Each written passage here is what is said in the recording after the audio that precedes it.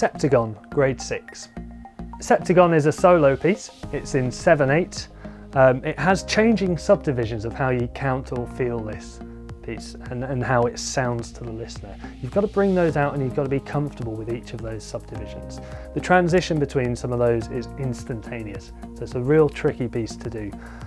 One of the challenges, particularly on an electric kit here, is the touch, the different articulation, the ghost notes, backbeats, the accents. Finding the bell of the ride cymbal I found particularly challenging, just because I'm used to playing an acoustic ride cymbal, and it's not quite so obvious here. You can't just turn around and feel it as easily. So yeah, those are some of the challenges here, and it's a great piece.